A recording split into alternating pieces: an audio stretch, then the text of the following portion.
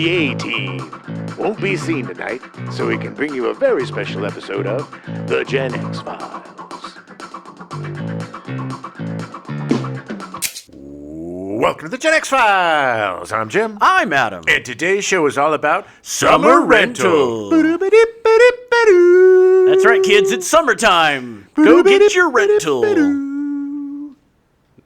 Yeah, summer rental. All right, well, thanks for listening. Oh, my God, what a chill movie. This movie is so chill. It is the perfect Sunday afternoon movie. Yeah. You know, even better if it's a rainy day or, or too hot to handle. Hang out inside. Or, if it's perfectly 70 degrees outside, it's still a great day to sit down and watch Summer Rental. This movie is so innocuous. It is the definition of innocuous. They cut out all of the rich get their comeuppance was through these movies. Right, was by being better at the thing they're doing. Yes. Either it's jerky sailor guys or jerky ski dudes or jerky jocks, this is not the last time there will be a regatta race to have a comeuppance for a rich dude who's an asshole. And this is our second movie that we've covered with a regatta race with a comeuppance for a rich jerk. First being One Crazy Summer. There was a lot of regatta movies that ended in weird. They tried to push the whole regatta sailing thing so hard in the 80s. Well, because people could afford to go sailing back then. I remember you could go and you could rent a little laser or, another little sailboat for a few bucks and go sailing for the day. You know who that does not relate to? Landlocked people in the Midwest. Or renting a catamaran. We used to go rent a catamaran all the time and go sailing. It was so much fun. But, this movie is just a tiny little vacation. It's nice. It's just and it's only 83 minutes long. You pop in, you pop out, you see John Candy learn how to love his family again. Yeah. Become really good friends with Rip Torn. Most amazing Rip Scully. Scully. Such a Scully. Weirdly handsome dude. Yeah, and Richard Crenna was great. He's so two-dimensional, but he plays it so well. And Karen Austin, she was perfect as the wife. Carrie Green was great. Little cute Jory Lawrence, Aubrey Jean. The kids were real. The family was real. It didn't really have kind of a gimmick or shtick. It was just this guy that wanted to relax because he needed to, and they weren't going to let him. I think this movie's biggest flaw is that I wanted more of everything. Yeah. I wanted to see more of and we'll talk about it, plot lines getting cut out and stuff. Mm-hmm. But I wanted to see more with the daughter and, her trying to find summer loves, it didn't have to be a lot, but or more with Joey Lawrence. He felt like he was just kind of there and then he disappeared. And he was kind of with his dad and a lot of what John Candy was doing was trying to impress his kids. He wanted, He didn't want to be the lovable loser. He wanted to, he got pushed around all summer. It was time to push back, baby. Yeah. I think also one of the reasons why this movie works, strangely enough, is they cut all that stuff out and it's pretty focused. No, I agree. But I feel like with the right script and the right massaging of it, it could have been more. Of course. Look, it's not thick. No. It's pretty thin. But it works. Exactly. It's one of those rare movies that everything comes together and makes a very fun, quaint little film. Yeah. And that's not to be insulting. It's just some movies are great little movies that when they pop on and you watch them, you forget that you saw them. I forget about Summer Rental all the time. Oh, yeah. But then you see it and you're like, oh, man, that is a good movie. Yeah. And I feel good afterwards. And like I said, I love Everyman John Candy. I think he's so relatable. Yeah. And he has something that Chase and all these other guys don't have. He's got this vulnerability and this tiny bit of sadness. Yeah. He's so vulnerable in this film. He's worried about his weight. He doesn't want to go to the beach. Doesn't want to swim. He doesn't want to embarrass his kids. He doesn't want to embarrass his wife or himself. Except he shows up at the wrong house. Yes. He can't help but do it. But he's not a boob. No, he's just a poor guy that's kind of fish out of water at the beach. Yeah, just a and middle-class dude wanting to have a vacation. I identify so much more with John Candy than I ever would Chevy Chase. Or like Dan Aykroyd. And more so, I don't think Dan Aykroyd really ever tried to play those parts. No. But I identified. I mean, Chevy Chase is great in the vacation movies. Well, most of them. But some of them just aren't good. But like you said, it just feels like he's doing sketches. Those are comedies. Those are straight screwball, unrealistic comedies. Yeah. Even the first one. You go jumping off the thing with the finger up the nose. Kid with Great. time. I mean, it's great. Yes. But it's just not this. Not everything has to be realistic. Right. Zany comedies are great, but this is not a zany comedy. No. This is just kind of a very chill family It's a comedy. humanistic tale. And all the movies this month are Sweet Candy Month. Yeah. We're going to highlight this vulnerable part of Candy. Only the Lonely, my God, it is such a sweet and vulnerable performance. Yeah. The guy wore his heart on his sleeve. Oh yeah. Conan O'Brien tells the story ad nauseum. I've heard this story told by so much so that I could probably tell it verbatim. Mm-hmm. But he tells this great story of when he was at Harvard, working for Harvard Lampoon, John Candy came to accept the Hasty Pudding Award. Is that the... Mm-hmm. Yeah. So Conan was tasked to show him around Boston Oh, nice. for the day. He said that Candy was everything he wanted him to be and more. Wow. He was so much fun. He was supposed to be on a diet because he was always on a diet. Yeah. Always. Yeah. And he was like, "Come on, kid, let's go get some hot dogs." And he took Conan around. Right. Right. And it was one of the way Conan O'Brien tells it. It just seems like one of the greatest days of his life. Yeah. And it is emblematic of every story about John Candy. Oh yeah. I watched Catherine O'Hara give her memorial speech at his funeral. It was like the sweetest thing I've ever seen. Yeah. The amount of people that were there and the things that they said about him. He just seemed to be one of the most gracious, loving, caring, wonderful people ever to grace this horrible place called Hollywood. He is the exception that proves the rule of don't meet your heroes. Because he was a really good person. Yes, one of the best. And according to them, so generous and so giving to crew, to people, to strangers. The guy was just a giant bundle of awesomeness. And when he died, it broke my heart. Yeah. Because he died just at the point where his career was getting super interesting. Right. Where he was getting past all the zany crap, past all of these kind of not B movies, but there was a period where nobody really knew what to do with John Candy. Yeah. Because he was a good-looking, sweet guy in a big frame, and it's hard to sell these dudes as leading men, as much as he should have been a leading man and was a leading man. Yeah, I mean, he was. I just think that he got the short shrift. The guy was such a sweet, talented, amazing dude. SCTV, watched old clips of him in his 20s doing that show. Oh, yeah. He was fan-effing-tastic. Yeah, it was interesting because he really was kind of going the trajectory that like Tom Hanks did, getting out of those zany comedies, and like I wanted to see him do more quote unquote real acting, more drama, like more because he had it in him. Well, we'll get some of that with Only the Lonely, and again, I talk about it all the time, but his performance at JFK was so cool.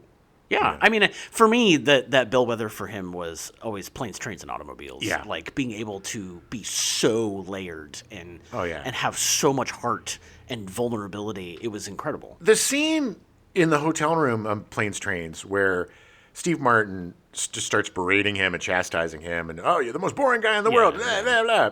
And the reaction shot of him without saying a word. Yeah, it's the most heartbreaking thing I've ever seen. Yeah. And then when he starts saying, I like me. I like me. Yeah. It was so heartfelt and some of the best acting I've seen. And that guy was just a natural. And not the thickest of scripts we've ever covered. No. But he's a watchable, sweet man who you root for. You're always rooting for him. It goes almost to the edge of absurdity, especially like when he's walking around the beach trying to find a place to sit down. Like that goes on for just a little too long. Sure. But just enough to it doesn't go so far into that I think Carl Reiner knew to pull back and be like, okay, let's not make him unlikable. Right, and they don't do the thing that I hate, which is fatty, funny, fall down. Yeah. It wasn't about his weight. Nobody was like, hey, you fat slob. No. Even Richard Crenna. Nobody was like, Nobody took... The only thing about his weight was his own insecurity, which is right. so relatable. It's so relatable. You know, we've all... Well, not all of us. Some people have great genetics. But those of us... F those people. But those of us who have been heavy at times... You get to the pool, you don't want to take your goddamn shirt off. No, you know? no. And then you swim with your shirt on, you look like more of a goob. But it's, you know, I get it. I get that insecurity. And he was just so good at playing a real human being. Yeah. He was the guy who, if he was my neighbor, he would have been the best neighbor ever. Barbecues every weekend. Oh my God, he would have been amazing. Yeah, I love him so much. Anyway, let's get into it. All right, let's get into it. Take yourself back to 1985. Oh, yeah. June 27th, the iconic U.S. Route 66 is officially decommissioned. Route 66. Which means it's technically still there. It just isn't. I don't think they were upkeeping it. Well, the Route 66's story, there was a show about it, and that system, that road, was kind of the beginning of the road trip. Yeah. Oh, and it was the first, essentially, continental interstate highway. Yeah. Well, and Route 66 was a show about a guy's going back and forth, solving crimes, meeting people. But it wasn't even Kerouac, wasn't that? Yeah. I mean, yeah. 66? Oh no, yeah. I mean, technically, you can still drive most of Route 66. There's just parts of it that are very not there anymore. Right. It doesn't have the cachet that it once had. Not the mythical mysticism. The iconic. Yeah.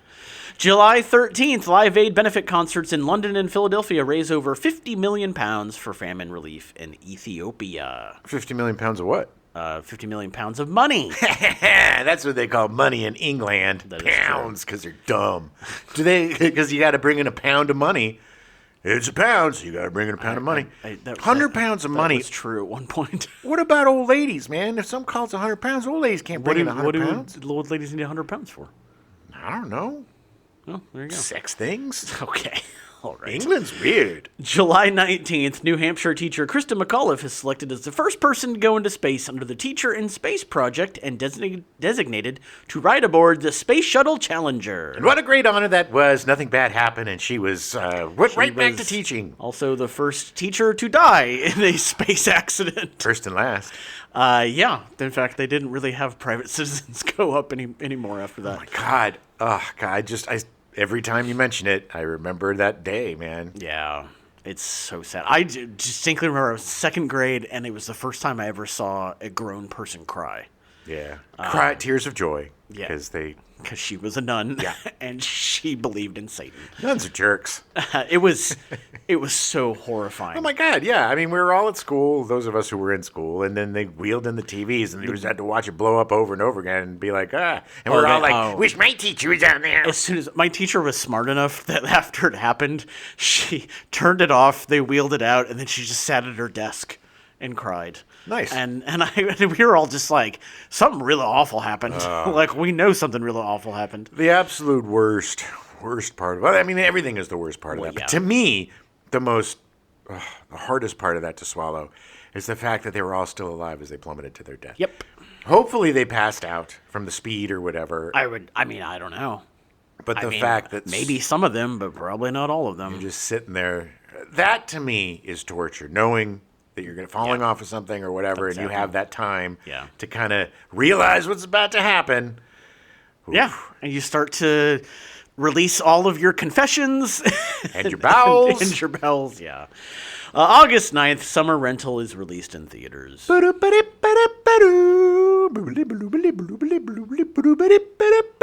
very TV movie like theme track. It was very Dave Grusin. It was very 80s modern jazz, like the wave type of jazz. Those calypso, the calypso steel drums, man.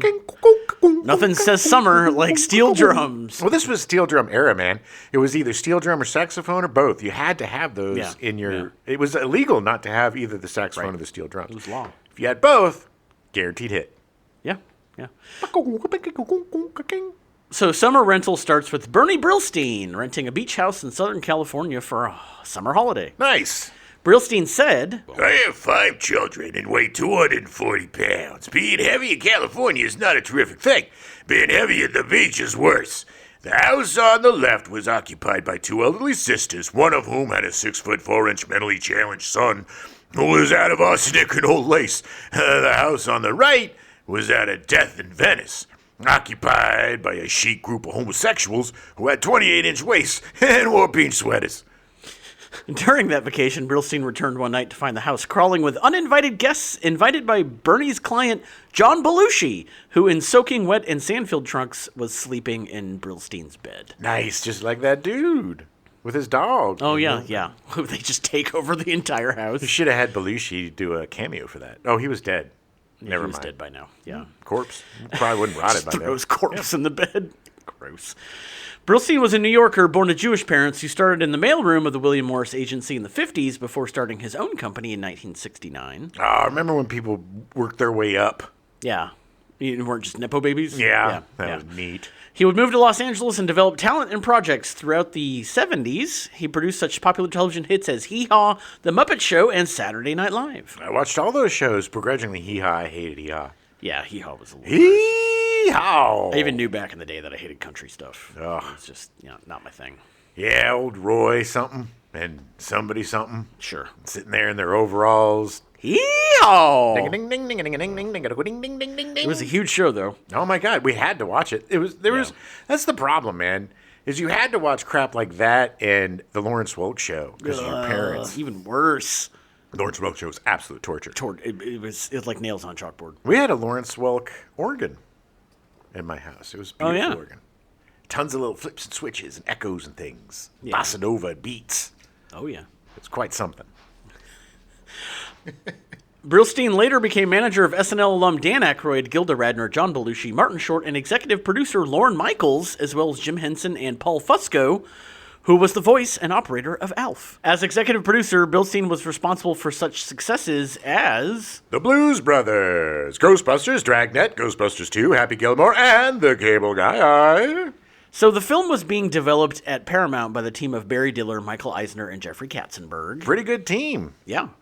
Diller had been the CEO of Paramount since 1974. Eisner had worked his way up to president and COO of Paramount. Katzenberg was hired as Diller's assistant and had worked his way up to being president of production at Paramount. Eisner ended up becoming president of Disney, didn't he? Yeah, and Katzenberg started DreamWorks Yes. with SKG. Spielberg and Geffen. David Geffen. Yeah. They helped shepherd some great TV and film projects, including Laverne and Shirley, Taxi, Cheers, Saturday Night Fever, Grease, Raiders of the Lost Ark, Indiana Jones and the Temple of Doom, Terms of Endearment, and Beverly Hills Cop. Paramount then hired Mark Reisman and Jeremy Stevens to write the script. Good choice. Yeah, well, both were TV writers with Summer Rental as their only feature film credit. Bad choice. Reisman wrote for Saturday Night Live during the 1981 season. He was an executive producer for Thick of the Night, a talk show starring Alan Thicke that was supposed to be a rival to The Tonight Show with Johnny Carson. Oh, delusions of grandeur. Can you see the red flags in that sentence? Yeah, that show was horrible. It was such a joke. And look, I like Alan Thicke. You know. Hey, man, Growing Pains was great. He was great on it. I'm Alan Thicke, and I'm going to host the show. I just have this thing about me. He's fine. He never really tripped my trigger. Yeah, he's fine. His son is the singer. Yeah, Robin. He's also not a good person. No, not at all. It lasted one season, not able to compete with Carson, with critics not liking its unorthodox blend of stand-up comedy, sketch comedy, and talk show, which ironically would later become staples of late-night talk shows. And The Tonight Show had sketches and stand-up comedy, and it had all of those things. It wasn't like it was breaking any ground. The show also marks the television debut of the Red Hot Chili Peppers. Nice. Yeah, they actually performed for 2 days. But I gotta get it, put it in you. Gotta go to get it, gotta get you. Stevens wrote 263 episodes of The Electric Company from 1971 to 1977. Oh, God, I love that show so much as a kid. I like that more. That was like more of the older kids' Sesame Street. You got Morgan Freeman and Spider-Man. Preteen a little bit. Preteen, but you got Morgan Freeman. You got the first Spider-Man animated Jibba Jabba. It's really funny because when I think of kids shows, I know that there are writers for kids shows, Yeah. but it always surprises me when I hear the people write for kids shows. Well, I mean, somebody has to say, A. Obviously. A is for Apple. Yeah, I mean, it's just funny to me because it's not, and that's 263 episodes, it's a lot. Well, yeah, it was on every day. It was. He would write 50 episodes of the short-lived satirical talk show Fernwood Tonight, which was a spin-off of the satirical soap opera Mary Hartman, Mary Hartman, and 65 episodes of the continuation show America Tonight in 1978. Fernwood Tonight is one of the best underground Oh, yeah. little comedy shows ever. Martin Mull. Fred Willard. Thank you. They played it a lot on Comedy Central or Nick at Night or something. I don't remember. They would play the reruns. It was in syndication for a long time. But it was brilliant. It was brilliant. Everything that the Alan Thicke Show wasn't, Yeah. Fernwood Tonight was. And Yes, agreed. Mull and Willard were just brilliant together. If you have a chance to check it out, definitely check it out. It's a fascinating idea for a show, and I'm sure you can probably find most of the episodes on YouTube. Sure. Stevens also wrote 4 episodes of The Richard Pryor Show in 1977, which I believe it lasted 8 episodes. So Yes, because they kept neutering I know. Richard Pryor on TV or movies, and we'll get to it with the other movie he wrote for Richard Pryor. Stevens would join the writing crew for Saturday Night Live during the 1981 season and would join Reisman to write 17 episodes of Thick of the Night. Okay. Yeah, so they wrote together for a while. I'm assuming, like, Brillstein, he obviously had this idea for this, so he's putting it together, trying to give some young people, like, a chance. Like, oh, you want to write features? All right. Like, you got, People he's worked with and Yeah. sees potential. Right. But, back when people were cool. Back when people would, it actually was a meritocracy. Some people helped other people in their sort of. careers. Yeah. We've learned that. It happened in like 70s and 80s and then never It was, again. and then it stopped, yeah. Although the idea of it lasted still to this day. Paramount decided to hire Carl Reiner to direct the film. Yeah, baby. Reiner had worked with Paramount before directing The One and Only, starring Henry Winkler, released in 1978. Which I believe Winkler played a wrestler in that. That sounds right. It was a weird little movie. Yeah. It did not match the success of his previous film, Oh God, starring George Burns, released in 1977, which made over $51 million. Yeah, I was George Burns, and I was playing a god. Yeah. And I when he came into court, and he needed me to come in, I didn't come, but then I came. All right, thank you for summing up that movie. Bop-a-doo-bop-a-dop. Reiner had just come off making All of Me, the 4th time he collaborated with Steve Martin, which grossed $36.4 million. God, I thought that was a bigger hit. No. Although I'm pretty sure the budget was only like $5 million. So, I mean, technically it was. Right. Oh, God, I love that movie. Just like Oh God. I'm pretty sure Oh God, the budget was like $4 million or something. So, Probably. Yeah. It was a lot of money. John Denver driving around in a car that I mean, rains. John Denver demanded $3.5 million to play the part. Yeah, he needed a lot of booze because he was an alcoholic. With writers and director in place, Paramount looked for their lead and found John Candy. Great! Yay! All right. Ironically, all 3 of the execs that were developing the script would leave before the film was greenlit. Brillstein expected the film to be canceled. Of course. It's what happens every time there's a new regime. We or just regime talked change. about this Yeah. multiple times. It's a pissing contest. It is. However, Paramount's new studio president, Ned Tannen, greenlit the film. He said, It was quite a good script, and we had no product. There was a vacant spot of about 6 months in our new release schedule. When all the geniuses are through, that's as good as reason as any to make a movie. yeah. So essentially, he's like, yeah, well, it was already pretty much ready to go, so we're just going to do it. And it's not a big risk. It's not a huge budget. No. It's just a little film. Why not? Yeah. So John Candy was cast as Jack Chester. Candy gained his comedy chops from his work in SCTV, the Canadian sketch comedy show. Which I love so much. Gave us some of my favorite comedians ever. Listen to our SCTV episode. Please do. I know this isn't a popular opinion, but I think SCTV was the superior show to Saturday Night Live. Yeah, I wouldn't disagree. He'd had a lot of supporting roles in American feature films. He was in 1941 and 1979, playing a soldier. Directed by Steven Spielberg, his only real flop. Yeah. The Blues Brothers in 1980 as a parole officer who really loves an orange whip. He does. He loves his orange whip. There's actually, I don't know if you knew this, but there is a documentary about John Candy called Orange Whip that's being directed by Ryan Reynolds, of all people. Really? He adores John Candy. Oh, now I like Ryan Reynolds a little bit more. And he's calling it Orange Whip. I like him a lot I now. am very excited for it to come out. He just posted something a couple days ago about him having a meeting about the John Candy documentary. So. Good. It needs to be done. And that's what we need. We need documentaries, not biopics. I do not want to see a John Candy biopic. No. I do not want to see a Chris Farley biopic. I don't want to see any of these biopics. I want to see a documentary. Yeah. I don't want to see... I want to hear him talking about himself. Yes. As much as I love that Hauser kid, I don't want to see him no, playing no. Chris Farley. I'm sorry. No. There's nothing good can come out of that. It's just not going to be good. He was in Stripes in 1981, playing Army recruit Dewey Oxburger. Oh man, He's so good in that. he's so good. I think that might be the first time I saw him. It was either Blues Brothers or that. He did a voiceover in Heavy Metal in 1981, voicing Den and others in the animated film. God, I love that movie. Which is, I think, the first time I ever heard him was as Den. Because I was like, man, he sounds like such a nerd. And he became he became huge. And I was like, oh my God. He did such a good job in that. God damn, that movie is That good. movie's so good. God, I love Heavy Metal so much. Did you ever used to read the Heavy Metal magazine? Oh, yeah. Yeah, you did. Yeah. National Lampoon's Vacation in 1983, playing a security guard. While your world is closed. Small part, but very memorable. Very important. Yeah. And Splash in 1984, playing Tom Hanks' womanizing brother, which gained him a lot of recognition in America and was one of the highest grossing films of that year. Because it proved that he could play a cad and a jerk and still be absolutely lovable. Right. I mean, he was should have been so unlikable in that role, but you couldn't help but love him. He had so much charm. Oh my God. That's the thing, is he's just got this inherent likability to him that I don't know if he could ever play a bad guy. No.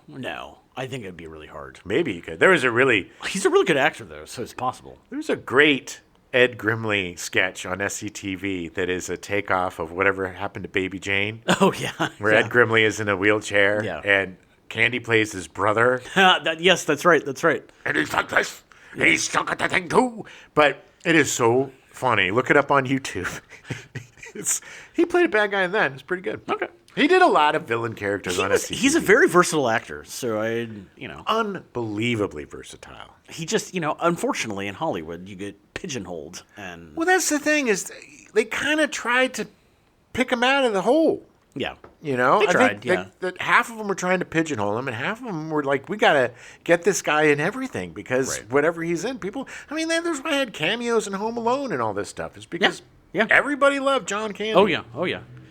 He was actually approached to play Louis Tully in Ghostbusters, but had some creative differences with how the character should be portrayed, and they went with Rick Moranis instead. Interesting. I wonder what those differences were. I think he went in and did like a 3-page backstory and did this whole thing and brought it to Ivan Reitman, and Reitman was, this is not what we're doing. and that was it. But he came in with ideas. Yeah, and I get it. If you have an interpretation of something and that's how you connect to it, you might not be able to connect to it in a different way. Yeah. I mean, and I'm sure there was no love lost. It was and fine. Look, Rick Moranis, another SCTV alum. Yes, and he was amazing in the part. And they are so good together too, by the way. They're so funny. Candy did have one lead role in the Canadian film Going Berserk in 1983, co-starring Joe Flaherty and Eugene Levy. Yep, I saw that. I don't think I've ever seen it. Do not remember. I could not tell you what that film is about. I like all three of the actors, so I'm curious. Director Carl Reiner said about Candy... Like a small, beautiful painting in a large frame, John is a handsome guy in a larger frame that is necessary. Yeah, I mean, that really sums up John Candy really well. Yeah. He's such an amazing human being. Yes, and and the saddest thing is his lifelong battle with his weight. Yeah. And the man loved food and cigars and booze, but not to the point where he was a drunk or right. No. He liked to indulge, and exactly. And it's not. And he obviously, we talked about this on our Planes, Trains, and Automobiles episode, where he got like thousands of dollars of workout equipment in his trailer for the movie and did not use any of it once. No. But he knew that he wanted to lose the weight. He just couldn't. He and my father, my real father, Jim, were exactly like. My dad had a not lifelong battle, but a middle-aged battle with weight, and that's what ended up killing him. Yeah. Because he went on this crazy all-egg diet and ended up having a coronary at like 34. Oof, real young. Yeah, that's super young. I'm old enough to be my dad's dad. Yeah, it's true. Creeps. Yeah, that's weird. Could you go to bed, young man? Well, I guess he's going to bed forever. But God, woo! Too chill movie. Soon? Yeah. It's look. I've had on and off struggles with weight.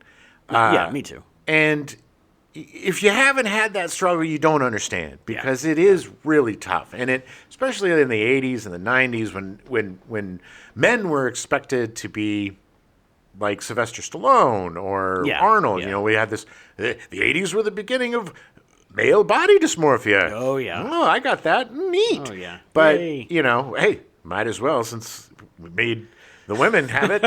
Equal opportunity. But I get it, man.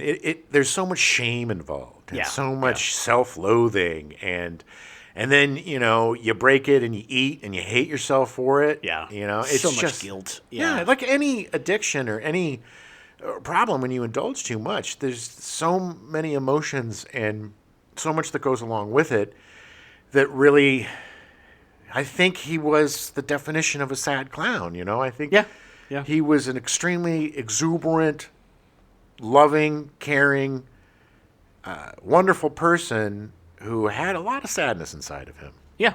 Yeah, he did. And he tried to eat it away, you know, as we all try to do with something. So he was paid $800,000 for his part in the film. Yeah, cheap. Which, see, that just seems high to me. Really? I mean, granted, I understand he's been doing a lot of stuff for a while, but, like, it just seems high. I don't know. Well, he wasn't an unknown. I mean, the guy. No, totally. I mean, and obviously he was getting cast in a lot of stuff, Right. and he was, bankable to a certain degree. He was an extremely bankable supporting actor. I Yeah, mean, after yeah. Splash, he was. Oh, yeah. Everybody was like, "Get me John Candy." Right. 1985 was a good year for Candy, appearing in 2 other films that summer. Brewster's Millions with Richard Pryor, which came out on May 22nd, 1985, making $45.8 million despite very negative reviews. Oh my God! Yeah, I saw this movie. So, Richard Pryor plays a baseball player, Yeah. and John Candy is his catcher. Yeah.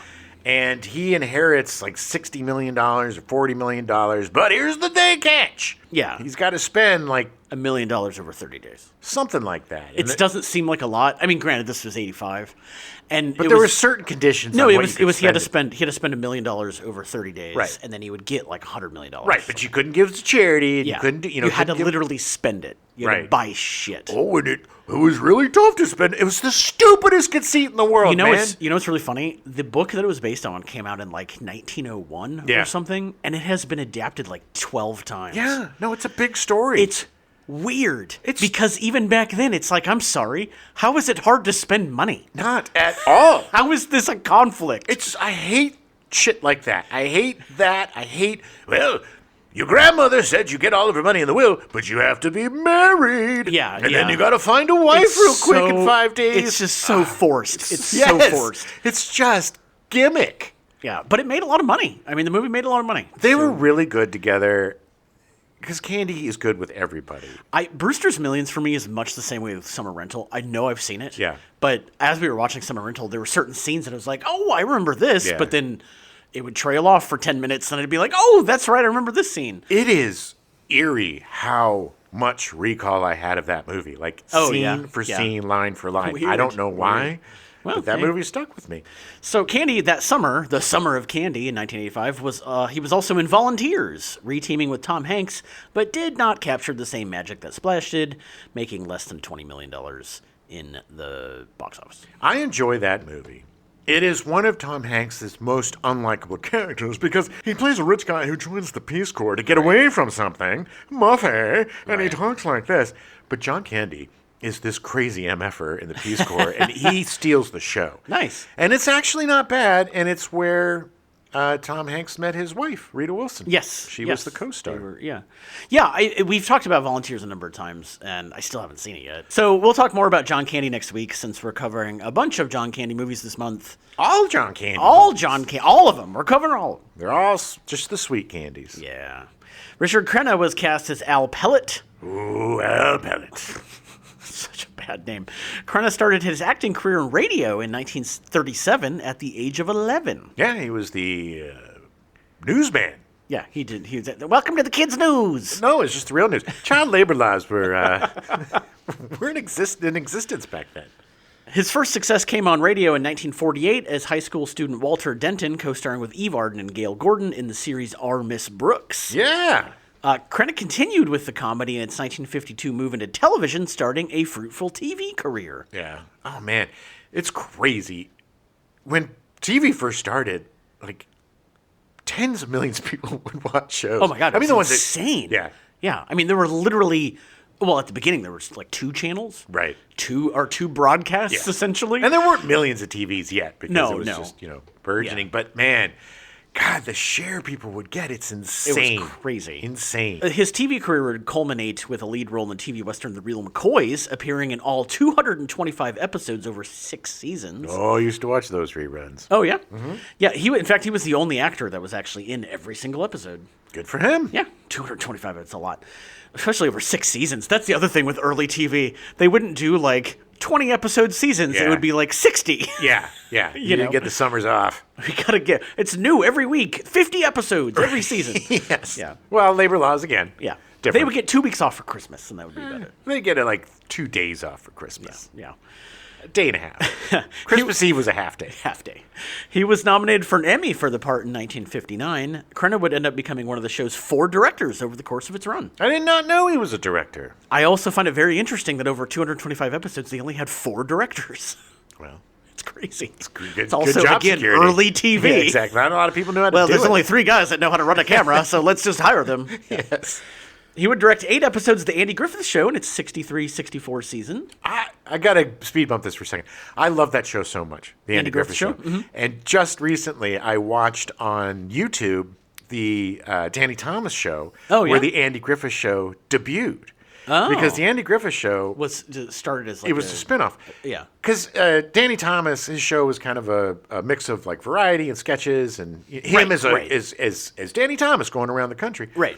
So he stops in Mayberry, gets a ticket, and Andy Griffith's like, "Ooh, gonna give you a ticket." He's like, "I'll pay the fine, whatever, $5." He's like, "Well, no, I'm gonna do the fine is $100." He's like, "What is that?" So he ends up going to jail, and to protest this thing and Right. calling in the news to try to shame Andy. Right. And then Andy's like, "Well, you look, $5 is a lot for people here, but for somebody like Mr. Danny Thomas, he ain't gonna learn a lesson for $5. So $100 seemed a little bit more like that." So of course Danny Thomas has to change her, but it's so funny. Aunt B's in it, but she's not Aunt B. Oh, right, And right. Opie's in it. Howard. Ron Howard. Ron Little Howard's Ronnie in it. Howard. Oh, so cute. Oh my God, so cute. But no Barney Fife, none of that. But it was like so fully baked. Wow. His character did not change. Like Andy Griffith was Andy Griffith. Right. And it was so fascinating to see that beginning. Interesting. That's really Yeah. interesting. Oh, God. I didn't And- realize it was a spinoff or yeah. story, which makes sense. I mean, so- also early TV, there was a lot of like Danny Thomas shows where Yes. it was a lot of sketch comedy and And they were a lot of whatever. spin-offs. Yeah, spin-off, yeah. Crenna would continue acting in westerns with some horror movies peppered in through the 70s. Crenna would play his most memorable role, Colonel Troutman in First Blood in 1982. He's trained to kill. Kill! Oh, I just want to mention another quick movie that he was in. Wait Until Dark. It was based on a play. It was he and Audrey Hepburn, Right. and Alan Arkin. Yeah. I watched that. I'd never seen it, and I went to visit my folks for my mom's birthday last year in December, and we watched that. It was really good. Yeah. And and Crenna was great. He was a bad guy, and I don't normally see him playing a bad guy, but a very like layered bad guy. Right. But if you want to see Alan Arkin doing something crazy and Audrey Hepburn playing a blind woman, that's the movie for you. All right. He would reprise the role of Colonel Troutman in Rambo First Blood Part 2 in 1985 and in Rambo 3 in 1988. Like I told you, he's trained to kill. Listen to our First Blood episode. Yeah, it's a good episode. We talk about Rambo before I got all weird. I started just shooting guys for no reason, whatever. I was just kind of thing, right? This is a podcast. We can't put subtitles up. What you know about? I'm a big dumb. I'm a dumb guy, okay? Dumb. The same year he was in Summer Rental, he would appear in the TV movie The Rape of Richard Beck, playing the title character, earning himself an Emmy for Outstanding Lead Actor. That was an extremely big risk, too, by the way. Yeah. Because, there was a lot of sensitivity back then for that kind of thing. No. And it was a really groundbreaking movie and a very groundbreaking part, and he deserved the Emmy for it. Yeah, he did it. He was great. He was great in it. Crenna is a solid dude. Oh, he's a great actor. I mean, not the best actor, not he the- took a very two-dimensional character Yeah. in this movie and gave him some depth. But also grounded him in reality. He Yeah. was a rich asshole. Oh, very. And he played that perfectly. Yeah. That entitled, rich a-hole who believes that the world... I mean, the introduction to his character was him bringing his huge party bypassing the line at the restaurant, cutting in front and taking all the lobsters. I'm more important. Right. I'm more important. I have the big boat. I have the right of way. I've lived here for 30 years. Yeah. And you're just a renter. Yeah, you're just a gross renter. And he was a really good foil for John Candy. Yeah. Oh, yeah, he totally was. His last role was in the TV movie Out of the Ashes in 2003 about the Holocaust. He would die of heart failure at age 76 on January 17th, 2003, while fighting pancreatic cancer. God damn, man. Sucks. Not 76 is too young. Yeah, well, and then to go that hard, it saddens me. Cancer's... I'm going to say something really controversial here. Yeah. Cancer's effing awful, man. It is. F cancer. It's God not good. damn. It's not good. Rip Torn was cast as Richard Scully. Torn made his feature debut in 1956 with Baby Doll, directed by Elia Kazan, adapted by Tennessee Williams from 2 of his one-act plays. I'm a baby doll. Come and let me have some milk and change my diaper. I'm a baby doll. Wah, wah, I always wah. forget that Tennessee Williams was still producing things in 1950s. Oh, yeah. I always think of him as being from the 30s for some reason. I always get him mixed up with Tennessee Ernie Ford. No, I don't, because I went to college, the same college that Tennessee Williams did. You guys went to college together? His photo was everywhere. Oh, he wasn't in your In the class. theater department, his photo was up everywhere. He wrote plays? While filming Maidstone in 1968, Torn struck director and star Norman Mailer in the head with a hammer. With the camera rolling, Mailer bit Torn's ear, and they wrestled to the ground. The fight continued until it was broken up by cast and crew members. The fight is featured in the film. This is crazy, but this is so like 50s tough guy, alcoholic BS with these, Yeah. Yeah, we fought and he bit my ear and I hit him with a hammer and we were drunk. And then we were best friends. And then we hated each other. Yeah, although the scene may have been planned by Torn, the bloodshed by both actors was real, and Torn was reportedly outraged by Mailer's direction. I'm outraged. But he still did it. Of course. I mean, he's an artist. As his career progressed, Torn would bounce between comedy and dramas. In 1982, Torn was in 4 films: A Stranger Is Watching, directed by Sean S. Cunningham, who directed Friday the 13th, and written by Earl Mac Rausch of Buckaroo Banzai fame, and Victor Miller, who wrote Friday the 13th. Listen to our Friday the 13th, or Buckaroo Banzai, or both. Listen to both!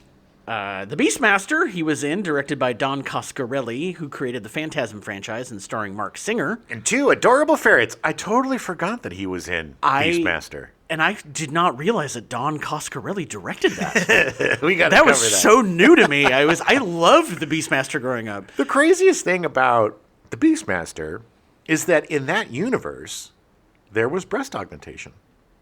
Crazy. Well, I mean, there was magic. They could have done a better job. They would just stick 2 ferrets up inside you. What was that? Wasn't she a Playboy Playmate? Yeah. Something like that? I don't forget her remember name. We'll cover it. Yeah, we'll cover it at some point. I love that movie. Jinxed, starring Bette Midler, and was Don Siegel's last directing job as he died during production. Yeah, he was so embarrassed. Yeah, Jinxed was not a good movie. It wasn't that bad. Airplane 2, the sequel, which had no involvement from the writing trio of Zaz. Zaz! I still, not anywhere near as good as the first one, but there's still some good bits. Oh, there's still some great bits. The one that I remember the most, the one I love the most, is when Shatner would go through the door. They'd go, shh, shh. They'd Yeah, make the sound make of the the door noise, opening with yeah. their mouth. Oh, so, shh, shh. I just always think of the lady putting on makeup at the end trying to land in the space shuttle, and she comes out and she's just covered in lipstick because it was Yes. crashing, and yeah. And Sonny Bono had a bomb. Yeah, and Sonny Bono had a bomb, that's right. That's the story of his career. In 1983, Torn was nominated for Best Supporting Actor at the Oscars for his role in Cross Creek, but lost to Jack Nicholson for Terms of Endearment. That was Cross Creek was great. Cross Creek was good. Yeah. I've never seen it. In 1984, Torn was in 4 movies. Misunderstood, starring Henry Thomas. You don't understand me. That was the catchphrase. Right.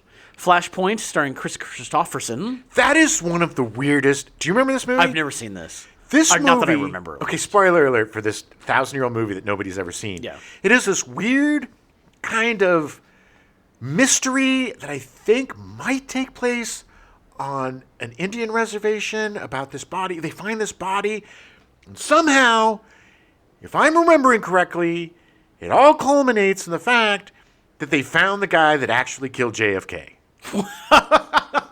If All I'm right. remembering correctly. All right. It's like a JFK. It's a weird movie that culminates in the revelation about the JFK conspiracy. Wow. Okay. Well, that's definitely a flashpoint. If I remember correctly, it's a pretty good movie. All right. We'll have to look up to see if you're right.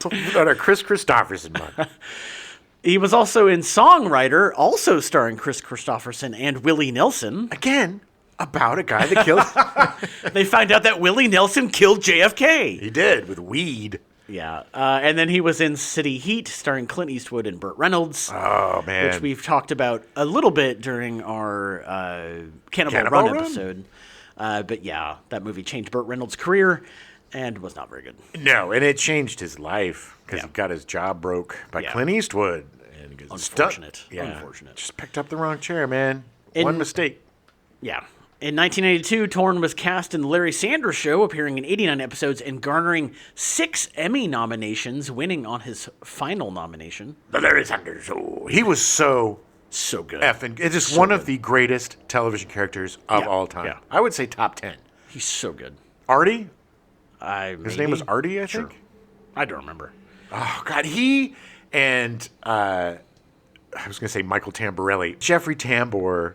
Oh, yeah. On that yeah. show. So the Larry Sanders Show is a brilliant show. Perfect show. Absolutely brilliant show. Brilliant show. And it gave us Sarah Silverman. Oh, yeah. And it gave us so many different actors. So many. Oh, God. So good. His last memorable on-screen appearance was in 30 Rock, playing Don Geiss in 7 episodes. Don Geis. It's so funny because I when I think of that, I think of Don Geiss. I don't think of Rip Torn. Yeah. It's so 'Cause weird. He was so good. It was so good. He was the head of GE, right? Yeah, yeah. Torn, unsadly, Torn died on July 9th, 2019 at his home in Lakeville, Connecticut at the age of 88 due to complications from Alzheimer's disease. So, yeah, it got rough for him, Yeah. man. Real rough. And he was a big drinker. Yeah. You know? Yeah. But he was also a professional. And He was an amazing actor. and Absolutely. really a master Yeah. actor. And a guy that was so good, he made it look like the easiest thing in the world. Yeah, and we didn't even mention like the Men in Black movies he was in, and like he was so good. And he had this gravitas to Just him. so good. You know, he was just an air of authority. He always played guys in charge because People would listen to him. Yeah, You know, the guy was. There's not a lot of actors like him, and there's not going to be a lot like him in the future. Yeah. Karen Austin was cast as Sandy Chester, Jack's wife. Austin is most well known for her appearance on the first season of Night Court. Yeah. Where she played court clerk Lana Wagner for 10 episodes before being asked to leave the series due to Bell's palsy. Oh, how considerate of them. How incredibly considerate. Wow. And that makes me love that show even more. Reinhold Weege was kind of a douchebag. Hey. Miss Austin. Yeah. Oh, my God. So sorry about your Bell's palsy. Yeah, that's tough. You probably need your SAG insurance, huh? Well, guess what? You're fired. You're not getting your insurance Didn't matter. anymore. She was in like 10 movies that year. It didn't matter. She had such a good career going.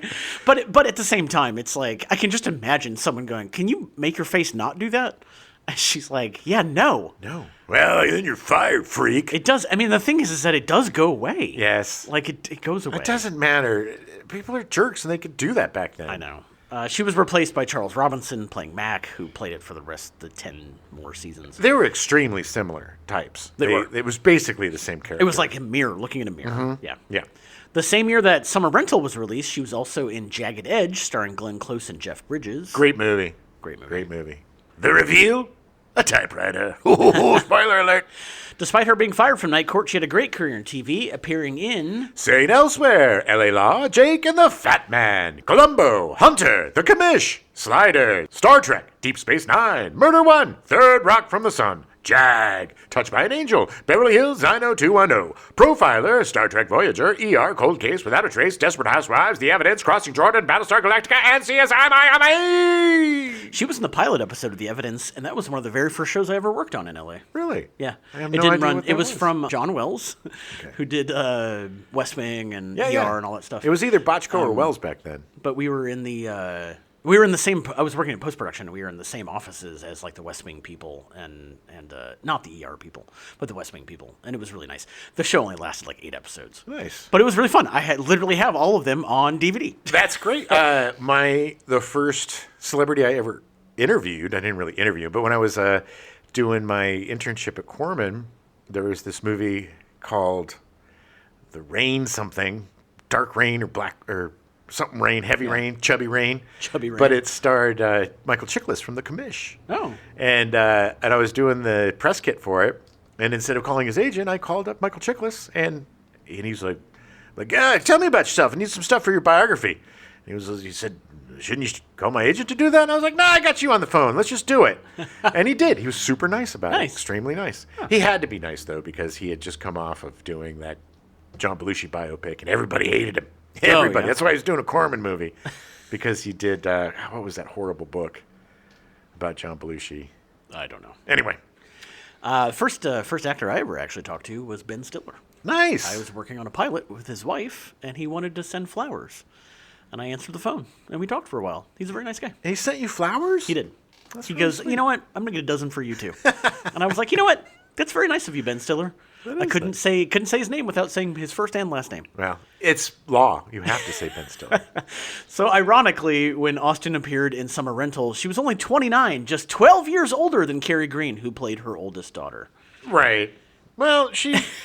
Look, Although Carrie Green looked like she was like 13 in this. she looked very young. But she definitely was playing like 15 or 16. Well, I didn't know that John Candy was only like 34. It's Yeah, crazy. yeah. So Yeah. they were age appropriate Yeah. for each other. They Yeah. just shouldn't add...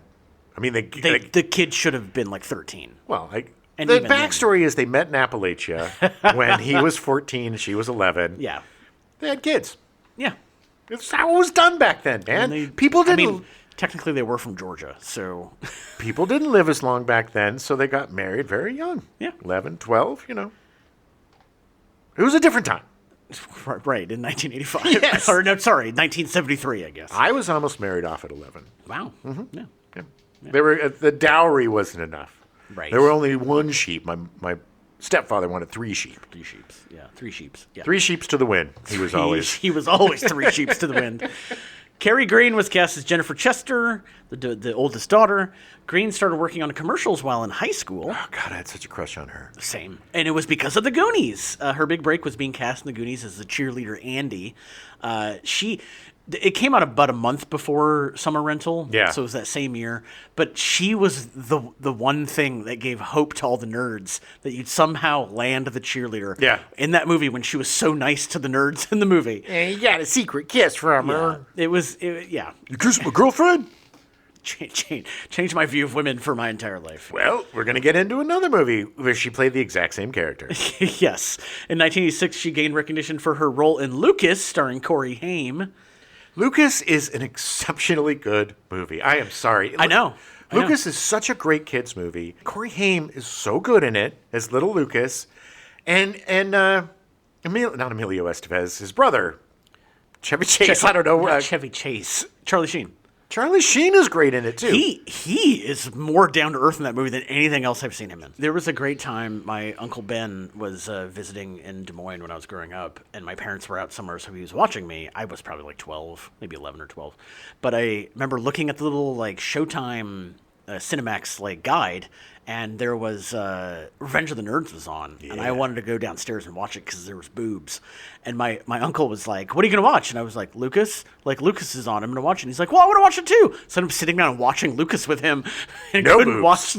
couldn't watch the booby movie because I didn't want to be caught that I was trying to watch a booby movie. Did you enjoy Lucas? Yeah. I mean, it was a great movie. I'd seen it before, and it was fun watching it with him. Green took a break from acting to study art at Vassar College, where she was roommates with Marissa Tomei's brother Adam and with BioShock developer Ken Levine. Weird. So random. One day, I'm going to make a game about a place called Rapture, and there's going to be big daddies. So I'm thinking about a game that is about a city, but it's underwater. Yes, they're big daddies. Yeah. Oh, the big daddies. And tiny little girls. What do they call them? Little sisters sisters, and big yeah. daddies. She was the little sister, and Marissa Tomei's brother was the impetus for Big Daddy. There you go. They used to do a lot of weird sex stuff. Okay, all right. Green did some acting, but eventually co-founded a film production company, Independent Women Artists with Bonnie Dickinson. Nice. With Dickinson, she co-wrote and directed the film adaptation of a play about teen pregnancy called Belly Fruit, released in 1999. I love the name of that. Belly Fruit. I'm going to call pregnancy's belly fruit Belly from fruit, now on. yeah. I think that's the cutest thing I've ever heard. I've never seen this movie. I'm kind of curious. She hasn't really done much since then. She actually married John C. McGinley in 1997, the guy who played Dr. Cox in Yes! Scrubs. I love him! Had no idea they were married. He's so funny. I'm going to call abortions plucking the belly fruit. Okay, all right. They had 2 kids. I think she kind of focused more on her kids. Of course. What a great couple. And good for him, man. Yeah. Her last credited acting role was in 2012. She still writes screenplays, but otherwise stays out of the public eye. They have a child with Down syndrome. Oh, and okay. so he is very much involved in charities for Down syndrome Okay. and Down syndrome awareness. Their son, Max. Well, I mean, that would probably explain then why she probably wants to spend more time, taking care of the kid, and making sure he's okay. And and it's like, part of me is like, from what I can gather, I think she does a lot of ghostwriting for screenplays. Like, she does, not ghostwriting, what do they call that? The polishing, like Right. stuff that you don't get the credit for. Script doctoring. Script doctoring, thank you. That's what I'm trying to say. I feel like she does a lot of that. And John C. McGinley is still amazing, still doing a lot of amazing work. Is he? I haven't seen him forever. Yeah, I don't remember what the last thing he was in, but he's still working. Good. I love him. He was so good on Scrubs. Oh, so good. Joey Lawrence was cast as Bobby Chester, the son. Whoa. The middle kid, yeah. Lawrence made his feature film debut in Summer Rental. He would have a lot more success on TV than in films. He had an exuberance as a child. He was just like, hey, Dad, what you going to do, Dad? He was a cute kid. Cute kid. He And was a regular charming kid. and good. I mean, Yeah. he was good in this movie. Yeah, he was solid. He was a solid little guy. Good little actor. He appeared in 77 episodes of Gimme a Break, the sitcom starring Nell Carter from 1983 to 1987. I forgot that he was the little cute little boy in Yeah, that. I totally did. I remember the show. I remember Nell Carter, but I do not remember him in that at all. Give me a break, my man. Oh. He also appeared in 114 episodes of Blossom, the sitcom starring Mayim Bialik from 1990 to 1995. Whoa. I was in an acting class, and one of the I don't know if I've told this story before. I was in an acting class, and one of the other students was trying to sing the theme song to Blossom, and I'll never forget this. He literally went, "Take a minute for Blossom." I was like, everybody looked at him and was like, "That is not the theme song for Blossom," and he was like, "It's not." He believed it'd been the theme song for like 10 years. Aw. Yeah, Humiliated. it was so funny, but it became a running joke in the class. Nice. Yeah. He appeared in 40 episodes of Brotherly Love, the sitcom also starring his brothers Matthew and Andrew from 1995 to 1997. It's too much Lawrence. They obviously had some helicopter parents that were trying to stick him in everything. Good Lord. He also appeared in 104 episodes of Melissa and Joey, co-starring Melissa Joan Hart from 2010 to 2015. Is that a reality show? No, it was a sitcom. They played a couple. Are they a couple in real life? Nope. And Melissa Joan Hart from Sabrina the Teenage Witch? It was strong nostalgia vibes, trying to get back to that Blossom and Sabrina the Teenage Witch. Strong enough to last 5 years. And Clarissa Explains It All, I think. Wasn't she in that too? Oh, she was? Yeah. Yeah. No, that's Melissa Joan Hart, yeah. Yeah, I think she was in both. Yeah. Was she the witch in Teenage Witch? I think so. Yeah. Clarissa Explains It All was a really cute little show. It was a fun show. Lawrence will next be seen in Diamond Rose, about an out-of-work actress who goes to a Texas horse ranch to learn how to become a real cowgirl with the help of a handsome cowboy. All right. Is he the handsome cowboy? No, funny enough, his brother plays the handsome cowboy. I believe it's Andrew or somebody. They're all bald now. They're all shaved heads. They're weird. He's still a handsome-looking dude. Of course. He's just kind of had a innocuous career. Whoa. Yeah. Well, he's, he was like the young Tony Danza. Yeah. She got the voice like this. She can't go very far. Whoa. I think he was really pigeonholed by Blossom and that character, because he obviously was not that character, but he was so good at playing that idiot. Once you play the dumb guy, you're trapped as the dumb guy. Yeah, unless you're Keanu Reeves. Yeah, well, And that was only because he was in a $100 million sci-fi epic. Aubrey Jean was cast as Laurie Chester, the youngest daughter. This is the only film that Jean was in, and some of her lines were actually dubbed over by Karen Austin, which we will talk about later. Good God. Some people think that Karen Austin dubbed over all of her lines, but I don't think that's true. No. Yeah. It is a jarring difference. John Larroquette was cast as Don Moore, the man who the Chester family befriends at the movie theater. It's a cameo. It cut down this to a is the funny cameo. thing is, he had been cast in Night Court the year before. He would appear in all 193 episodes of the show's 9 seasons. There's a guy that got pigeonholed playing a jerk. Which is ironic because in this movie, he's such a nice guy. I mean, granted, he's in the one scene, but like... Yes, 2 scenes. Because there's a 2 reaction scenes. of him and his kid rooting for the... that awful, weird reaction where he just smiles, and it's like, there's way more going on here than we saw. Yes. Yeah. In fact, Larroquette was so good playing Dan Fielding in Night Court, he won Emmy Awards in 1985, 1986, 1987, and 1988. And then, in 1989, he asked to not be considered for the Emmy. Because he won 4 years in a row. No offense to the other actors on that show, but that man is a brilliant actor. He is so genius. He rose above that material. There's certain actors Yeah. that nail a part in such an incredible way. There's no way you could ever imagine anybody else doing it, and they completely steal the show. The amazing thing about him playing Dan Fielding is that they wrote him to be the sleazeball in the first season, and then they realized that John Larroquette was better than that. Yes. And they grew the character to be more like John Larroquette. I tuned in for John Larroquette. Oh my, so yes. I did not care about Although Johnny Magic, whatever his name I liked is. Johnny Magic. Harry Stone. Stone is his character. Right, Harry Henderson. Harry Houdini. Yeah. Whatever. Harry, Jerry, Harry Larry. Belafonte. Yeah. Yes. Four Eyes Joey. I liked him. I mean, I liked everybody on the show because I loved that show. That was my first real sitcom love was Night Court. Yeah, but Magic Joe wasn't really an actor. He was good on Cheers and he was good playing the part. Yeah. But Dan Fielding was the engine of that show. Oh, yeah, yeah. There was no way that show would have ever lasted without him. No. Because everyone played off of him and Yeah, he made he was- everybody better. He was so good. So goddamn good. And amazing in Boardwalk Empire, amazing in Yeah. everything that he's done. I don't even know if he was in Boardwalk Empire. I think he was. Okay. His 4 consecutive wins were, at the time, a record. Helen Hunt would match it for Mad About You, Bleh. which is sad. Bleh. Until Julia Louis-Dreyfus broke the record with 5 consecutive wins for Veep. Yay! That's crazy, though. I had no idea that he won 4 Emmys in a row. Oh, I did. I remember. Well deserved. Yes. Even though we hate awards and think they're stupid. But Yeah. award shows. But look, man, the guy is better than just about everything he's been in. Yes. It's thankless. In Blind Date, he plays the bad guy, and he's so good in it. He's just a diabolical genius, and nobody he's so plays upbeat, crazy, hateful than him. I don't know how to explain it. It's a magic that he does that is just absolutely watchable. Yeah. He actually had significantly more screen time in Summer Rental, with a major subplot as a romantic rival with Candy trying to steal away Candy's wife, Sandy.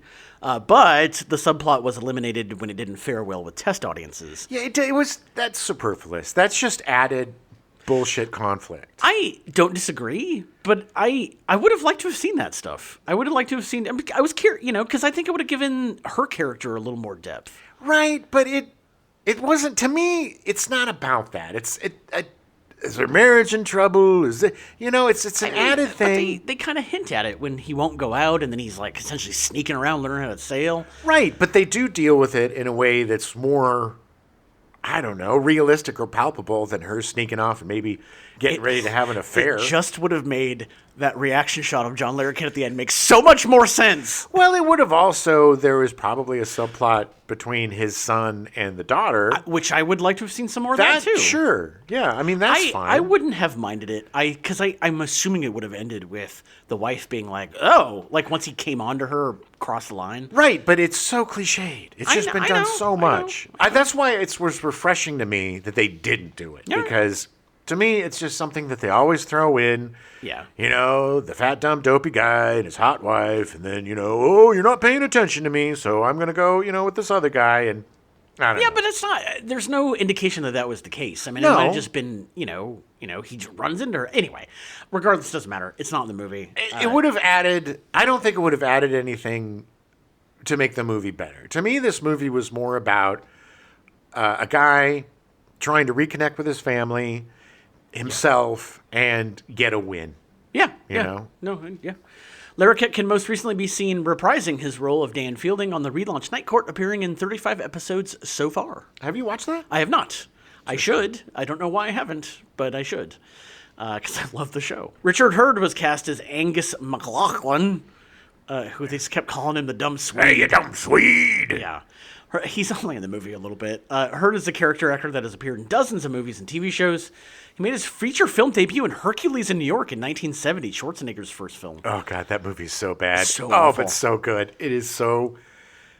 Watch that movie. It is, and his whole voice is dubbed. It is so crazy. It was so bad, Richard Hurd didn't work in a feature film for 6 years because his second feature film was All the President's Men in 1976. A little bit better. Just slightly. Oh, it's one of my favorite The fact that movies. they dubbed over Robert Redford the entire time was very disappointing. They had Cary Green do Cary it. Green did the Robert Redford voice. She did it just like this. We have to get the stuff for Watergate and get Richard Nixon out of office. His work in All the President's Men would lead to a major role in the China Syndrome in 1979. He was so good in that. He was a perennial, like, authority figure with a good heart. He is a character actor that is the definition of, hey, it's that guy. Yep. Yeah. Well, his the choice that they made to make him the most stereotypical Scotsman ever. And so unrecognizable. It looks like he came weird. rolling out of Lord of the Rings, man, It was with that so giant. weird. Oh, well, that's great. Oh, I've got that great. I can't understand what you're saying. And I've got the red hair and the That mustache. giant mustache. It It was was- so weird. Yes, Angus McLaughlin. I'm sorry. They should have called him Angus McFadden. But yeah, I mean, unrecognizable. One of those character actors that just showed up all the time, Everywhere. and was always good. He appeared in 36 episodes with T.J. Hooker between 1982 and 1984. With Captain Kirk, William Shatner.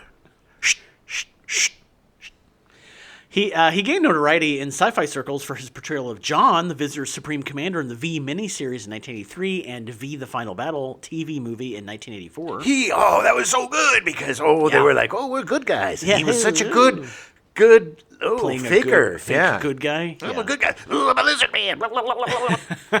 He would play George Costanza's boss in 11 episodes of Seinfeld. So goddamn good in that too. So good. He was so goofy and dumb in it, but he was Oh, yeah. so good. Yes. So good. His final role was in The Silent Natural in 2019, starring Courtney Gaines as the first as the first deaf Major League Baseball player who first used hand signals for striking ball in like the 1890s or something. Really interesting. 1910s, yeah. The Silent Natural is a horrible title because they were just trying to play off of The Natural. Yeah. Mhm. Courtney Gaines is a great actor. It's the only reason I would want to see this. Oh my God. Courtney Gaines, I've told this story before back when I had my comedy group, The Choops, Los Chupacabras. Courtney was our musical guest a couple of times. Yeah. And just the sweetest man. And a really great musician and singer. Yeah, he came to Dynamite Kablamo a couple times. Yeah. Like he would haunt Zombie Joe's a little bit. Well, he was a buddy of He was a John friend Falke. of- Yeah, yeah. good friend of ours. Yeah. Sadly, Richard Hurd died at his home from complications of colon cancer on May 26, 2020 at the age of 87. Goddamn, 2 cancers already. Yeah. And colon cancer is so awful. Pancreatic, I guess, is the worst. Yeah, I think there's a lot of pain involved in pancreatic cancer. Well, we'll find out. Lois Hamilton was cast as Vicky Sanders, the next door neighbor who got some new boobs. That part I absolutely love because of Carmine Caridi's reaction. It's so good. It's a zag. What they say. That is the brilliance of this movie. Yes. Where it doesn't fall into stereotypes. Yes, and that's why I think that ultimately the John Larroquette thing wouldn't work. Yeah. Because it falls too much into that Sure. stereotypical stuff. Hamilton started as a model, gracing the covers of Cosmopolitan, Fortune, Mademoiselle, Vogue Italia, Preview, New Review, Illustriatre, Newsweek, Paris Match, Hello, Red Book, Ladies Home Journal, Glamour, and Time. She appeared in over 150 commercials and then made the transition to Hollywood. She appeared in Stripes, The Cannonball Run, and Armed Response. Nice. I don't remember her in any of those movies. I don't either. Hamilton fled the country for Rio de Janeiro, Brazil, rather than face prison time for driving under the influence with an accident. Oh, no. Yeah, on December 23rd, 1999, Hamilton locked herself in her hotel room at the Sheraton Hotel in Rio de Janeiro, where she consumed a fatal overdose of sleeping pills. Oh, my God. She was 56. Good Lord. Oh, That is a very steep decline into some tragedy. That is so sad. That so just sad. sucks. Yeah. She was really good in this. She was I great. thought she was really great. She was very funny. She was She was cute. very charming and Yeah. like didn't seem creepy when she was trying to show. She was just really proud of her boobs. Hey, man. So am I. Carmine Caridi was cast as Ed Sanders, her wife, Hey, or Carmine her Caridi. husband. Even. Hey, get it right, Adam. Sorry, Caridi is best known for appearing in The Godfather Part 2 and The Godfather Part 3. Oh, yes. The best of the Godfathers. Yes, Caridi was also the first person expelled from the Academy of Motion Picture Arts and Sciences. Was it that or SAG? Nope, it was the Academy. It was the Academy. Oh, it was. The very first person expelled from the Academy. Why? Because what was the... Oh, yes, because he... It's about screeners. Yes. And he sold them to somebody. No, he gave or them. He gave them to somebody. And his friend put his them up online. Well, it wasn't really a friend. I think it was just a guy he knew or a guy that was connected to him. Anyway, we cover that more in our Top Dog episode, which is the only reason to listen to the Top Dog Yes. episode. So please Well, listen to no, that. the Top Dog episode is great. The Top Dog movie is not. It's not. Skip Top Dog. Yeah, just listen listen to to the the Top Dog episode. podcast. But yeah, he unfortunately got kicked out, expelled. Well, It was like 2006 or something. Yeah. I mean, it's like it took a long time for them to finally kick somebody out. it was dumb. But it was dumb what he did. It was dumb. Frank McCarthy was cast as Hal, Jack Chester's supervisor at the airport. Oh, yeah. McCarthy worked with Carl Reiner 4 times. He was in Dead Men Don't Wear Plaid in 82, The Man with Two Brains in 83, Summer Rental in 85, and Summer School in 1987. Yeah. We will be discussing him more next month when we cover our Steve's Hot Carl. Love that title. Our Gross. Steve Martin and Carl Reiner working together. I always forget that Carl Reiner directed Summer School. Yeah. I loved Summer School. It was one of those movies that was on all the time. Same. And I loved it. Carl Reiner directed a lot of crap that I had no idea he directed. Yeah. Not crap like bad stuff, but just a lot Just of... he directed a lot. I mean, and the guy started... He was such a genius. Such a genius. Watch the Dick Van Dyke Show. Yeah. Watch him playing Alan Petrie. Not Petrie. Alan...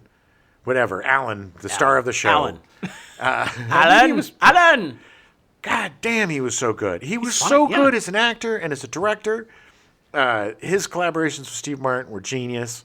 And Carl Reiner is one of the greatest comedic actors and directors in our history. Yeah, I agree. So much like the film, the production of Summer Rental was pretty chill. In fact, Candy and Reiner got along so well that they planned to make another film together at Paramount titled The Last Holiday, but sadly it was never made. I could totally see them getting along. Oh, yeah.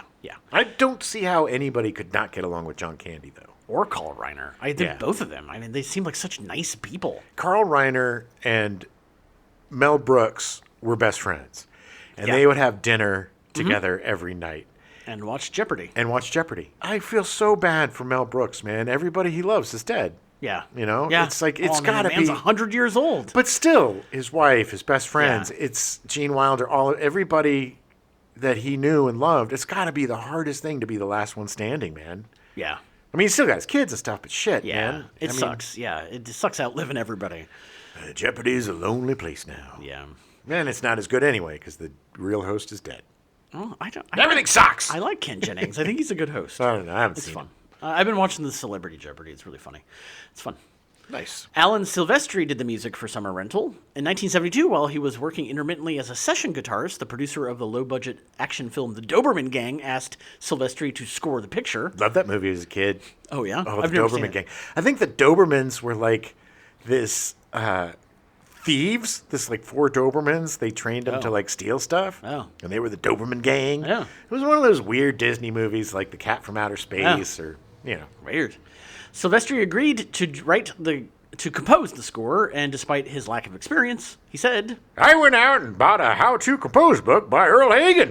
At one point, I was using beer cans for percussion. since then, he has composed scores for 115 films. Good God. Including the 3 upcoming Russo brothers films, The Electric State, Avengers Doomsday, and Avengers Secret Wars. She's come a long way from... He literally averaged composing scores for 4 movies a year for like 40 years. Oh, my God. Yeah, in fact, he's slowed down in the last 5 years, but he still is producing a score about every other year now. He also composed scores for 132 episodes of TV, including 95 episodes of Chips. That was all Alan Silvestri.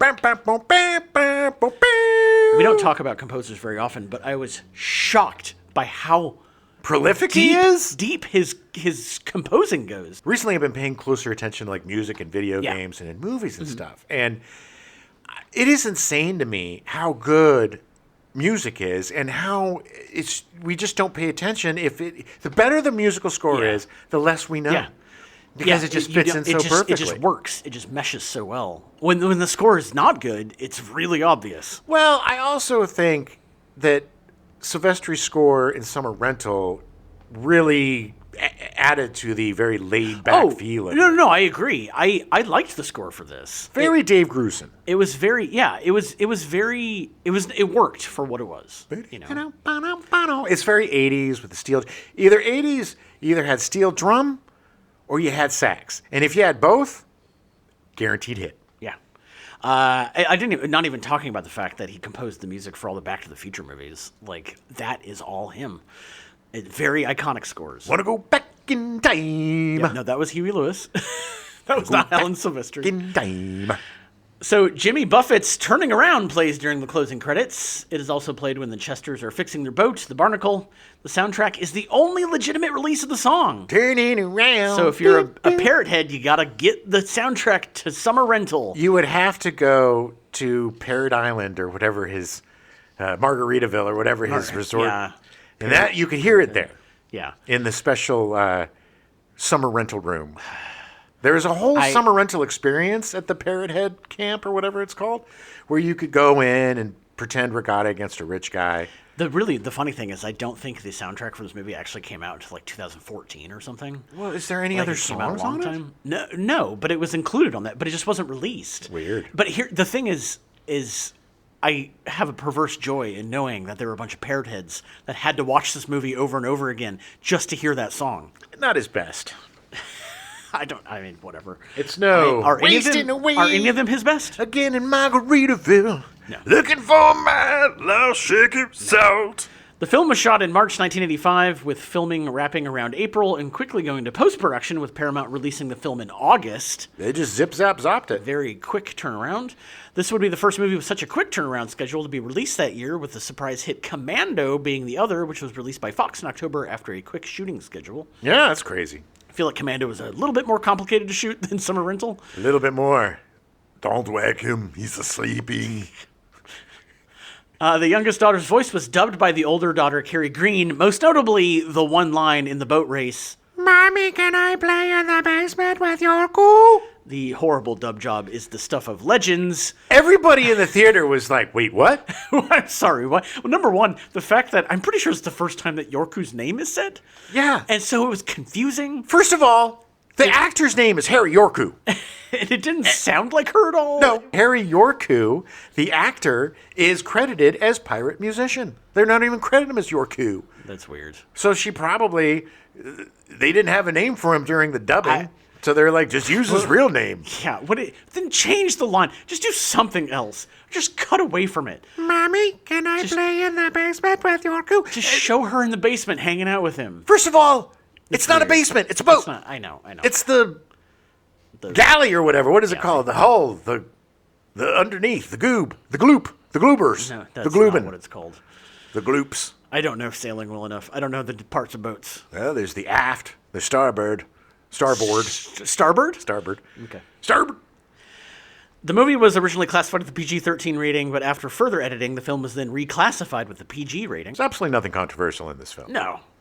I mean, the closest they come is when she shows her boobs, and I'm sure someone probably paused it for that one frame where you can see just a small part of her boobs. The best part, because you know, in any other movie or TV show, the boob showing, and he even says it. He's like, oh, there's your husband. Well, got to get out of here, because he's like, oh, the guy's Yeah. going to kick my ass. And then Yeah. the guy comes in, he's like, well, you're showing your boobs again? Thanks for looking at him. You're a real good guy. They even feel real. Can you just touch them for me? Just touch them and tell It's them a they feel favor. real. It's And a that favor to me. reaction of him just like, yep, very real. Yep, they're real. So good. So good. What do you do? That is so real. So real. Yeah. Like, what do you do? Because you can't say no to the guy. Right.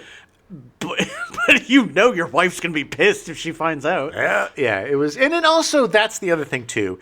is it just ended there. It didn't become any sort of, because any other movie it would be like, oh, the misunderstanding police are coming. No, and that's what, by the end, like, all the ragtag, like, vagabonds were, like, hanging out together, helping on the boat. It was like, hey, all right. Yeah. Yeah.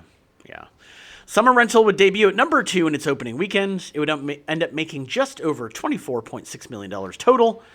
Janet Maslin of the New York Times called it a wan but good-natured hot weather comedy with a big debt to National Lampoon's Vacation, plus a few nice touches of its own. Variety described the film as more a collection of bits about taking the family to the shore for the summer than a coherent story. And noted that its appeal lays in John Candy's elevation of certain segments. Sure. Candy told Gene Siskel in 1986, we shot it too fast. We're trying to film a time slot for Paramount. Yeah. I mean, it's at the end of the day, they had a very fast shooting schedule. Yes. So I'm guessing a lot of it was part of the reason why it was a little more laid back, a little more chill. Much easier to shoot something that's not as complicated. Right. It was never designed to be a tentpole movie. It was a filler movie. It was like, we need 6 months. Yeah. Let's put this little film with a small budget. I'm really surprised this did not go as a TV movie. It feels like a TV movie. Yeah. I mean, I'm glad it wasn't, because it deserves to be seen. Sure. It's a really good movie. Yeah. But it has that TV quality to it. Well, I think, it has TV pedigree with the creators or TV people. All the creators, yeah. And again, the music keeps that kind of mellow TV feel to it because it's not a big orchestral thing. It's very synthesizer and steel drum. A fun little summer movie. It is the perfect Sunday afternoon movie. Yeah. If you just want to have a beer, the kids are out, your spouse is out, and you just want to sit down and relax and watch something that's going to wash over you, this is the perfect thing. It's so good. It's so fun. It's just such a good, wholesome movie. And it's indicative of these movies that they don't really make anymore, which were these just fun but sneakily class struggle movies about everyman getting challenged by some rich jerk and then beating them at their own game. And it was so satisfying. And, I think if you made the movie today, the hero would be the rich guy on the boat and the villain would be the gross poors that are renting the crappy place. But back then, underdog movies were king. And Candy was a great underdog. Yeah. Because he had dignity. He wasn't a buffoon. He wasn't Fatty Falls Down. He was a dignified, sweet, sad character who was so relatable because of his vulnerabilities. Yeah. He was us. He was just a sweet guy trying to do his best who got crapped on by no fault of his own. Yeah. The whole impetus to him having to leave, he was an air traffic controller, was there was a fly on his screen. Yeah. And he made a mistake because of the stupid fly. So they forced him to go on vacation. Oh, he's freaking out. Although the driving, he seemed under stress. He definitely seemed stressed. Definitely needed the vacation. Yes. But that's the thing. Had to take a month-long vacation. Yeah. Man, that's not available anymore. Yeah. Well, jeez. You can't even take a day off anymore. No. But yeah, we need more movies like this. Just fun, easygoing Sunday afternoon escapism. Yeah. So it'd be a good double feature with the movie we're covering next week, which is The Great Outdoors. Yeah, a little bit more. It's like Summer Rental 2.0. Well, I mean, we got a bear that gets shot in the butt. We have a lot more shtick in this. There's a lot more shtick in it, but I love The Great Outdoors. It's such a great movie. And look, Candy and Dan Aykroyd are great foils. Yes. And to see the two of them, they didn't do a lot of movies together. And one of the movies they did together, we will cover eventually, one of the worst movies ever made, Nothing But Trouble. But Lord. But very similar types of actors in my estimation. Yeah. Both really relatable, likable dudes. I think Candy has much more vulnerability to him than Aykroyd, but Aykroyd also has that sadness and vulnerability to him that he played so well in like Driving Miss Daisy or in My Girl. He really tapped into that. Yeah. A couple of really great underrated guys. It's going to be a fun show. It's going to be a great show. So we'll join us again next week. We're batting down the hatches. I don't know. Pirates. Yarg. And he said that Candy was everything he wanted him to do. I like to eat cat. Well, I didn't do that right. Hey, Mel, how does Alf sound? Something like that. Yeah, hey, Mel, I can't do it anymore. No, I don't. God damn it. Alf, he likes to eat cats. Melmac? I'm from Melmac. What does he sound like? God, what does he sound like? That sounds pretty close. I can't do it. It's just slightly off. I used to have my Alf. My Alf is gone. And I know this isn't. Oops, sorry. Kick the cat. God damn. What an crazy. You know, listening to. I've been paying more quotes. I've been playing. 1985. We now return you to your regularly scheduled program, A Different World, already in progress.